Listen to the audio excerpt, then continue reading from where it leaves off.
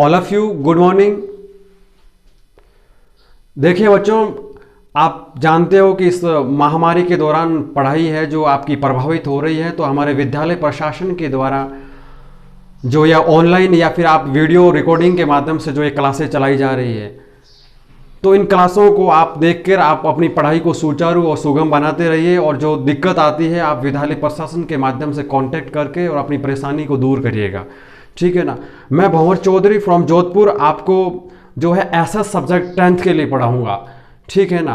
तो आप जानते हो कि एसएस जो सब्जेक्ट है ये 4 सब्जेक्टों से मिलकर बनता है, और उन 4 सब्जेक्टों के अंदर कौन कौन से आते हैं सर, तो उनमें हम बात करेंगे ज्योग्राफी है, इकोनॉमिक्स है, पॉलिटी है, एंड आपकी जो एक सब्जेक्ट बच गया है पॉलिटी, हिस्ट्री, ज्योग्राफी और इकोनॉमिक्स। इन चारों सब्जेक्टों को अपन डिटेल से पढ़ेंगे यहाँ पर, ठीक है ना। तो सबसे पहले हम सीधा टॉपिक पे आ जाते हैं। सबसे पहले हम हिस्ट्री पढ़ेंगे, ठीक है ना। तो सर हिस्ट्री के अंदर क्या आता है, तो हम हिस्ट्री की बात करें तो हिस्ट्री के अंदर क्या आता है, तो इसके अपन अंदर बात करेंगे। तो आपकी जो 10th की जो हिस्ट्री है, ये जब भारत का इतिहास प्रारंभ होता है वहां से लेकर देश आजाद हुए तब तक है, यानी कुल मिला के अपन जो भारत का इतिहास हमें मिलता है ये मगध से मिलता है। मगध से लेकर हम 1947 तक की जो हिस्ट्री है वो डिटेल से पढ़ेंगे। तो सर मगध का इतिहास कब का है, तो आप जानते हो कि मगध के अंदर उससे पहले तो बहुत सारे शासक हुए, उनका अपने डिटेल से जानकारी नहीं मिलती है, पर जो हमारा मगध स्टार्ट होता है ये 321 ईसा पूर्व से स्टार्ट होता है मगध। तो 321 ईसा पूर्व से हम मगध को पढ़ेंगे। तो मगध में किस वंश ने शासन करा, तो मैं 321 ईसा पूर्व के पहले की थोड़ी आपको ब्रीफ करवा देता हूं। तो इसके अंदर अपन क्या पढ़ेंगे, सबसे पहले मगध के अंदर एक व्यक्ति शासक बना है जिसका नाम था बृहदत्त। बृहदत्त के बाद में उसका पुत्र आया जरासंध। इन दोनों के बारे में क्या टाइम पीरियड है अपने को कोई जानकारी नहीं मिलती है। जरासंध के बाद में आगे एक नया वंश आता है जिसका नाम था हर्यक वंश, और हर्यक वंश की जो स्थापना करी है वो बिंबिसार ने करी थी। हर्यक वंश के आगे पतन होने के बाद में जो नेक्स्ट वंश आता है वो नागवंश आता है। नागवंश के बाद में आगे नंद वंश आता है। नंद वंश में आपने सुना होगा एक शासक वो आता है जिसका नाम है घनानंद। घनानंद की हत्या चाणक्य के माध्यम से चंद्रगुप्त मौर्य ने करी, और इस नंद वंश का पतन होने के बाद में मगध पर एक नया वंश आता है जिसका नाम है मौर्य वंश। तो अपन जो भारत का इतिहास पढ़ते हैं मौर्यों से पढ़ते हैं। मौर्य वंश की स्थापना चंद्रगुप्त मौर्य ने करी 321 ईस्वी पूर्व में। मौर्यों में हम मौर्य शासकों में अगर हम बात करें तो सबसे पहले चंद्रगुप्त मौर्य आता, उसके बाद में उसका पुत्र बिंदुसार और अशोक महान के बारे में हम पढ़ेंगे।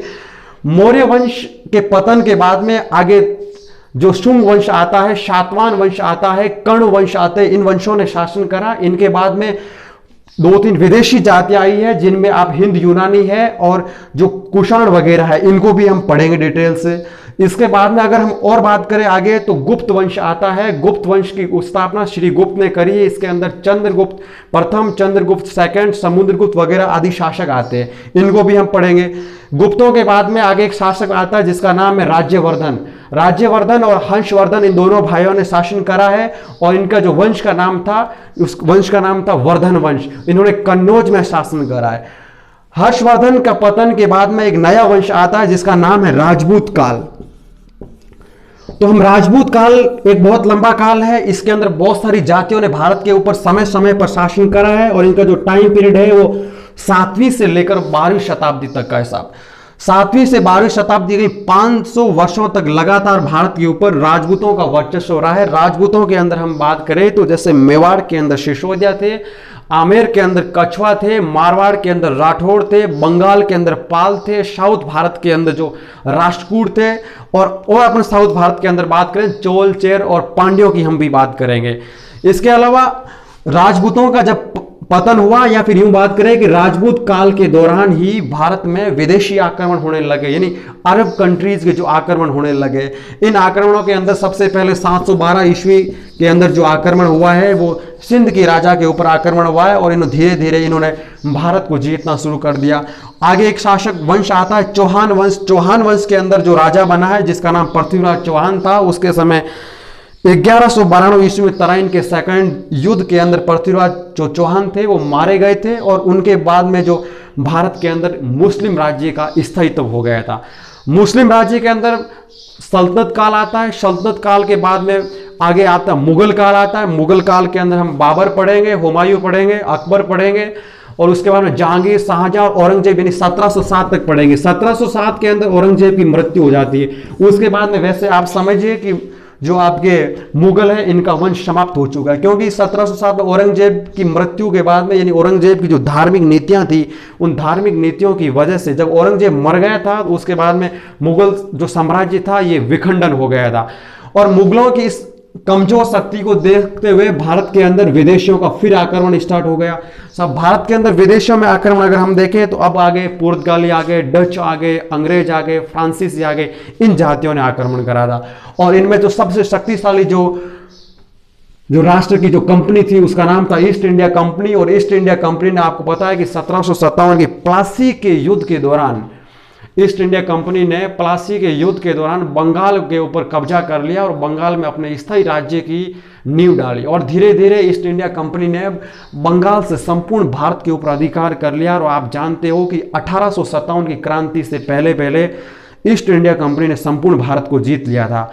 ईस्ट इंडिया कंपनी के बाद में हम बात करेंगे भारत के अंदर जो आंदोलन काल आता है, या फिर यूं जन जागृति काल, या यूं कहेंगे सामाजिक जो जागरण का काल आता है, उसकी बात करेंगे। उसके अंदर हम राजा राम मोहन राय है, स्वामी दयानंद सरस्वती है, विवेकानंद है, इनकी डिटेल्स से बारे में बात करेंगे।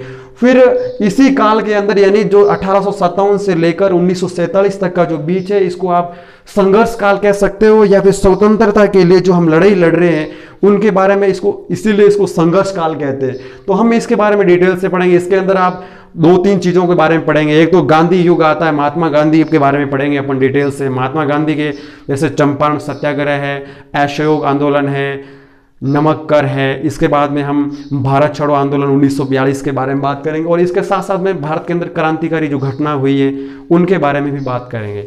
धन्यवाद दोस्तों।